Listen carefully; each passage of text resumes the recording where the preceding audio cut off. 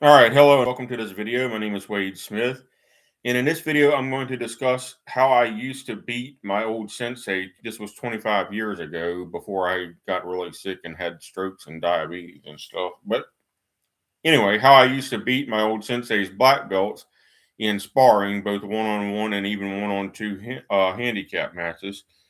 First of all, he taught me how to beat them. He specifically taught me a couple of tricks to always land this kind of submission combo on your opponent. Um, and from then on, I never got beat by them again. But I was already I think I was a second degree brown belt whenever he first taught me this trick, but it took me about a year of practicing it before I got to where I could just beat anybody with it. So by the time I started beating the black belts, certainly in handicap matches, I was myself a black belt candidate and was testing for black belt. I was supposed to be tested against a handicap against third Q brown belts, but he didn't have enough brown belt men to test me with that were willing to fight full contact against me. So he made me fight both second degree black belts simultaneously, and I beat them. All right. But I failed the black belt test anyway because I could not memorize Sun Tzu Kata. It's too confusing to me. It's still too confusing to me. So I'm just giving some groundwork of where I've been. And if you don't believe that, like I said,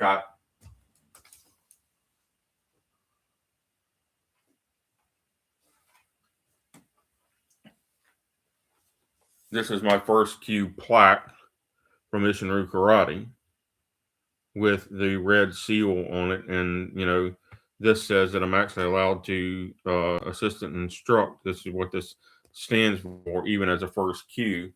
I've actually heard of some people running their own dojo as a brown belt and not even needing a black belt, but that was old school when they didn't have a lot of black belts around. Now everybody's a black belt because a lot of times they promote too easily. But so anyway, you're in a good guard stance and you got your standing guard up. And does a middle block work? Yes. In fact, it can even work from the waist against a cross punch. It might not work against a jab very well because a jab is the fastest punch and it's also a straight punch. But yes, middle blocks work. And anybody who doesn't believe that, I can demonstrate that to you full power in sparring. So when a cross punch is thrown by your opponent, you're watching their solar plexus to see their body mechanics. When you start to throw a punch, your hip is torquing into it and your shoulder is torquing into it, and you can see once you've trained yourself for months and years, you can see that motion coming as the punch is coming. So there's a bit of anticipation in this, yes, but the middle block is possible. So when the cross punch comes, you're going to block the inside of the wrist with here, and you're going to grab them by the wrist, all in one smooth motion, is how this is going to work. You'll notice when I extend my arm, as long as it remains straight when I punch, and then I quickly pull it back, I'm safe from grappling. But if my opponent catches my wrist and turns my wrist over, what happens? The elbow points inward, and that's very bad for me if I'm being grappled by the opponent. All right, that's very bad for me because he's going to turn the elbow back like this, and he's going to grab on the wrist here and push out that way, and on the elbow here and pull up that way, and I am screwed at that point. That submission is not going to get a tap, but it can dislocate a shoulder if you do it full power. But in sparring, you're not trying to injure your opponent, right? But what you can do from there as the other guy is you can kick my guts out, right? All right. So that's what I used to do to the black belts. I used to be the other guy doing that to the black belts. So when you throw your punch, it's got to be out and back. It can't hang out here at all. If it hangs out here, the other guy, because I can tell you, one of the MMA fighters that I cannot stand because he's not that great and he's been beaten in recent years pretty badly, is Israel Adesanya. He was briefly the champion for a while, and in the 185-pound weight class, which was my natural weight class before I got sick from strokes and diabetes. And one of the things he does wrong is he frames with his jab hand. He fights switch, but he will frame and just leave his jab hand out here. And then he's about to throw another jab when he pulls his jab hand back to home position. So he frames all the time, regardless of whether he's fighting left-handed or right-handed. And I'm like, you idiot, you are telegraphing your entire body mechanics when you do that. And Sean Strickland was well aware of that, and Sean Strickland beat Israel Adesanya, didn't he? So he didn't use what I was talking about, because part of the problem is that they tape their wrist in MMA, and the other part of the problem is if you grab them by the wrist, you're going to be accused of grabbing the gloves. All right, because the present rules, you're not allowed to grab the opponent's gloves. I wish they would just do away with the gloves and do away with taping their wrist and make them fight like a real fight. Because the present rules of not being allowed to grab the base of the gloves, actually makes this probably not legal in MMA, which is why you never see it. All right. But you're going to grab, when you're going to middle block, and you're going to grab by the wrist, and you're going to turn the wrist over that way, and that's going to turn their elbow inward. And then with your other hand, you're going to grab at the base of the elbow and pull up and inward even more as you push out and backwards here. So you end up chicken winging the person like this.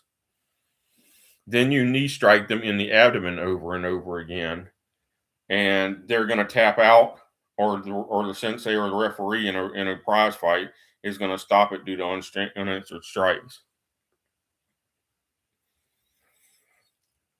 And how do you use that in a handicap match? You do the exact same thing, and you keep your first opponent's body between yourself and the second attacker, so that the second attacker can never get at you. And you just kick and knee the first attacker's guts out until they give up. Then you throw them aside and fight the second attacker. All right. So, yes, it's a 1-on-2 handicap, but if you know what you're doing, you only have to fight one opponent at a time, because you're going to keep them on a line so they can't get past one another. All right. So that is probably one of the most effective. And you say, well, can't the other person punch you with their free arm? You go right ahead and try it. I caught your cross arm, your cross punch, which means that's probably your strong hand. You go right ahead and try to punch me with your free arm, because what's going to happen is I've got my elbow, I'm locking you down here. Let's say I've got this hand holding your wrist and this hand holding your elbow, and I'm pulling up. If you try to punch over my elbow and my shoulder, I can just do that and block. All right. And I'm still cranking the living hell out of your wrist and elbow, and probably at that point have hyperextended your shoulder and elbow. All right. But we did this in the dojo. Trust me, we pressure tested this, and this works beautifully. It works every single time on anybody. They can be bigger and stronger than you, and it'll still work on you. I used to do it to a 235-pound, perfectly fit second-degree black belt when I was 185 pounds. So I was giving up 50 pounds to Matt, and I could do it to Matt. All right. So don't tell me it doesn't work, because I've done it before. So yes, there is some degree of anticipation required to make a middle block work against a cross punch. And it's a little bit harder to make it work against a jab, because a jab is the fastest forward-facing strike. It's really the fastest strike, period. I mean, you can open hand, probably spear hand or eye gouge even faster than a jab, which is great for no rule self-defense fighting. But a jab with a closed fist is going to be the fastest forward-facing strike in sport fighting that's allowed, because we can't just rip one another's eyeballs out, now can we? And it's also going to be the fastest thing you're allowed to do in sparring, because gouging your opponent's eyes out in sparring is no good. All right. But yes, you can anticipate a jab. It's just twice as hard as anticipating a cross punch, because it travels about a foot less in distance to reach target, and so it's going to reach you even faster than the cross punch. Just be aware. But you're going to keep your guard here, a few inches away from your chin and cheeks, and you're going to keep your elbows not tucked like this, because then that would make you vulnerable to the same submission I'm talking about, but close to your ribs, and you're going to keep your body torqued at about a 45-degree angle to minimize the center line and make it harder for your opponent to hit you in the sternum or the solar plexus or the groin if it was a no rules fight. And that's how you're going to fight. And then, like I said, when you catch that cross punch or a hook punch is even easier to do this against. But when you catch it, you're going to rotate the wrist over and pull the elbow inward and upward, and the person is absolutely screwed. You can do whatever you want with them. You can love tap them. You can punch the hell out of them with your free hand, and then grab their elbow again. You can elbow them with your elbow. You can knee them. You can kick them in the leg, knee them in the abdomen, whatever. And the referee is going to stop it. All right, that's the end of the video.